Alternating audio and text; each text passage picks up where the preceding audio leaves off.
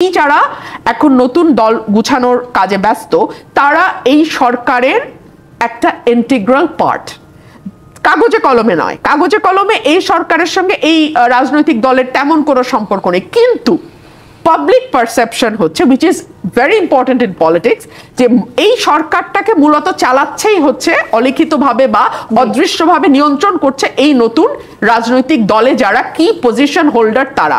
এবং এটা তো খুব মিথ্যাও নয়, দুদিন আগেই, একদম লিটারালি 2 দিন আগেই তো নাহিদ ইসলাম এই নতুন দলের যিনি আহ্বায়ক, তিনি তো আসলে এই সরকারে ছিলেন এবং সরকারের অতি গুরুত্বপূর্ণ একজন উপদেষ্টা ছিলেন। এবং তার ব্যাপারে কথা বলতে গিয়ে প্রধান উপদেষ্টার প্রেস সচিব তিনি বলছেন যে তিনি ভবিষ্যতের প্রধানমন্ত্রী।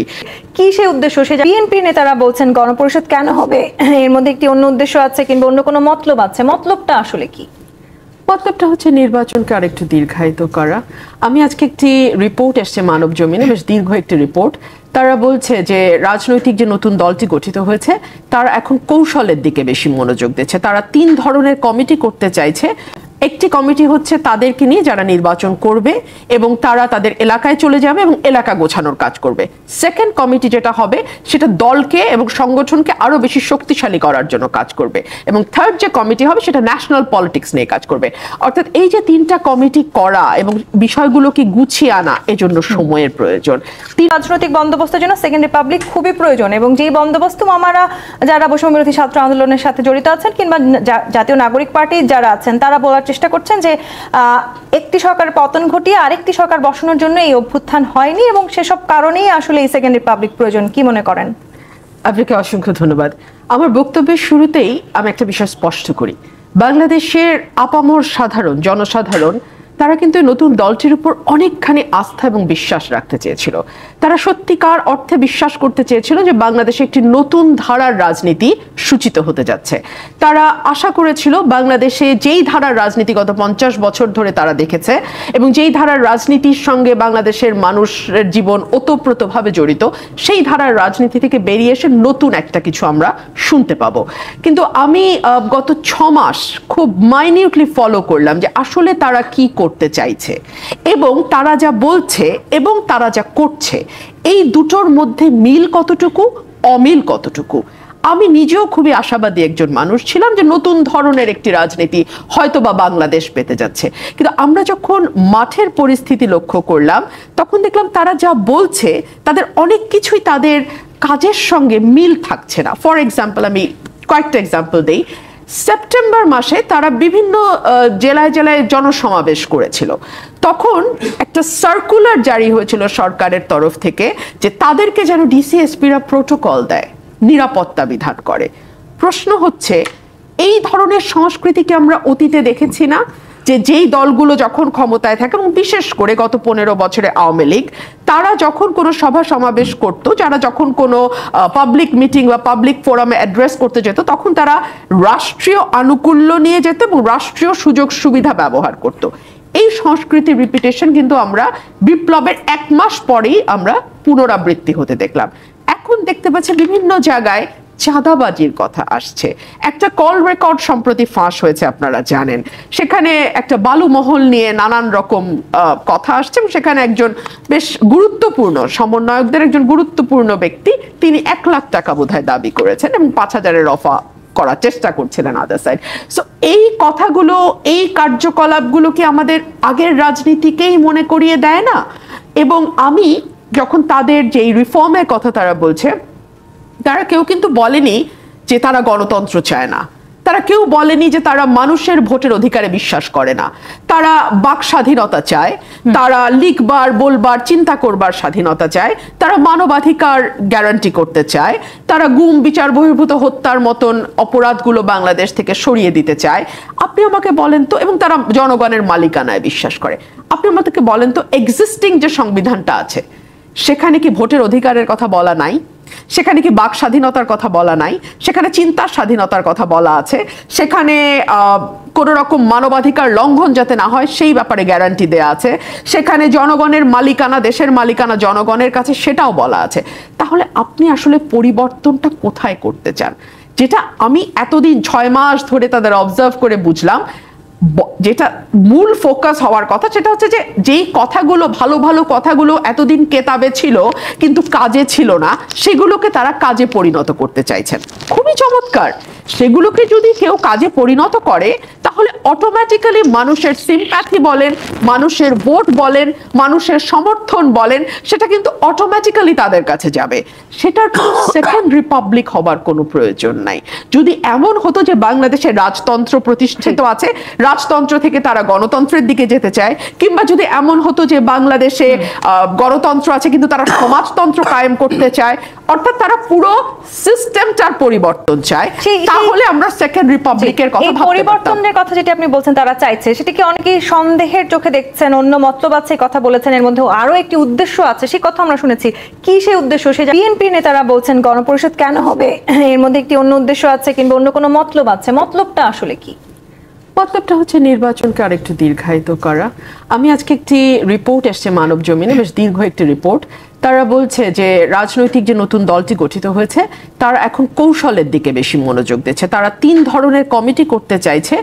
একটি কমিটি হচ্ছে তাদেরকে নিয়ে যারা নির্বাচন করবে এবং তারা তাদের এলাকায় চলে যাবে এবং এলাকা গোছানোর কাজ করবে।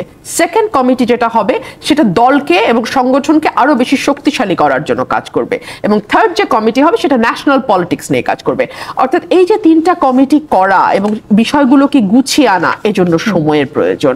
300টি আসন, 300টি আসনে প্রার্থী ঠিক করা, সেই প্রার্থীদের একটা শক্ত বেস তৈরি করা, এই সকল কিছুর জন্য সময়ের প্রয়োজন। দেখুন, আমরা যারা একেবারে প্রত্যন্ত এলাকায় রাজনীতি করি, আমার এলাকা ব্রাহ্মণবাড়িয়ার একদম মানে কর্নারে সরাইল আশুগঞ্জে, আমাদের এখানে কিন্তু আমি কথা বলেছি মানুষের সাথে প্রচুর, যে আপনারা নতুন রাজনৈতিক দল নিয়ে কি ভাবছেন, তাদের কোনো কমিটি এখানে আছে কিনা, কিংবা তাদের কোনো সমন্বয়ক বা নেতা এখানে আছে কিনা। ওরা কিন্তু এই ব্যাপারগুলো ঠিকঠাক মতো জানেই না।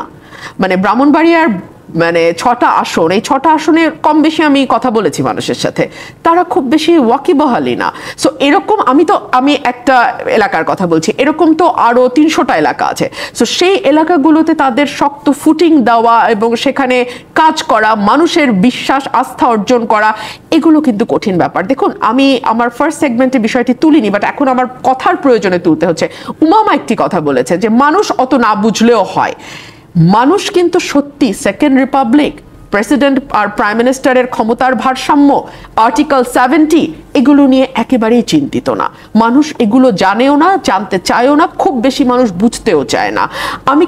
আমরা যদি আরবান এলিট ক্লাস নিয়ে আলাপ করি সেটা একরকম আলাপ হবে, কিন্তু বাংলাদেশে আরবান এলিট ক্লাস কিন্তু 10%। এর বাইরে যে 90% মানুষ, যাদের ভোটও একটা, আপনার আমার ভোটও একটা, যারা 70 অনুচ্ছেদ নিয়ে গলা ফাটাই, সুতরাং তাদের ভোটটাকে, এই 90%-এর ভোটটাকে আপনি তুচ্ছ করে 10% নিয়ে পড়ে থাকলে হবে না। 90%-এর মূল কনসার্ন কি? তাদের মূল কনসার্ন হচ্ছে তারা জিনিসপত্র ঠিক মতো ন্যায্য দামে পাচ্ছে কিনা। তাদের মূল কনসার্ন তারা রমজান মাসে একটা ডিম তাদের পরিবারের প্রত্যেক সদস্যের ভাগে একটা করে ডিম দিতে পারছে কিনা। তাদের মূল কনসার্ন হচ্ছে আইন শৃঙ্খলা পরিস্থিতির কি অবস্থা, তারা রাত 10টা-11টার সময় নির্বিঘ্নে বাড়িতে একলা ফিরতে পারছে কিনা, মোবাইলটা এবং মানি ব্যাগটা সেভ আছে কিনা। তাদের মূল কনসার্ন হচ্ছে নারীরা সন্ধ্যার পরে বাড়ির বাইরে গিয়ে শপিং করে আবার বাড়িতে নিরাপদে ফিরতে পারছে কিনা। এই জায়গাগুলো তাদের মূল কনসার্ন ভাই। এর বাইরে বাংলাদেশে সেকেন্ড রিপাবলিক হচ্ছে না, থার্ড রিপাবলিক হচ্ছে না, অন্য রিপাবলিক, তাতে তাদের কিচ্ছু যায় আসে না। আপনারা এই জায়গাগুলোতে মানুষকে কতটা স্বস্তি দিতে পেরেছেন? আপনারা শব্দটা এ কারণেই বলছি যে পাবলিক পারসেপশন হচ্ছে এই যারা এখন নতুন দল গুছানোর কাজে ব্যস্ত, তারা এই সরকারের একটা ইন্টিগ্রাল পার্ট। কাগজে কলমে নয়, কাগজে কলমে এই সরকারের সঙ্গে এই রাজনৈতিক দলের তেমন কোনো সম্পর্ক নেই, কিন্তু পাবলিক পারসেপশন হচ্ছে, which is very important in politics, যে এই সরকারটাকে মূলত চালাচ্ছেই হচ্ছে অলিখিতভাবে বা অদৃশ্যভাবে নিয়ন্ত্রণ করছে এই নতুন রাজনৈতিক দলে যারা কি পজিশন হোল্ডার তারা। এবং এটা তো খুব মিথ্যাও নয়। 2 দিন আগে, একদম লিটারালি 2 দিন আগেই তো নাহিদ ইসলাম, এই নতুন দলের যিনি আহ্বায়ক, তিনি তো আসলে এই সরকারে ছিলেন এবং সরকারের অতি গুরুত্বপূর্ণ একজন উপদেষ্টা ছিলেন, এবং তার ব্যাপারে কথা বলতে গিয়ে প্রধান উপদেষ্টার প্রেস সচিব তিনি বলছেন যে তিনি ভবিষ্যতের প্রধানমন্ত্রী। তো এই কথাগুলো তো সরকার থেকে আসছে, তিনি ভবিষ্যতের প্রধানমন্ত্রী, তাই না? তো সরকার এই দলটাকে এবং এই দলে যারা যুক্ত, দল তো আসলে বায়বীয় কোনো বিষয় নয় বা নীতির কথারও বই নয়, দল হচ্ছে মানুষকে নিয়ে দল।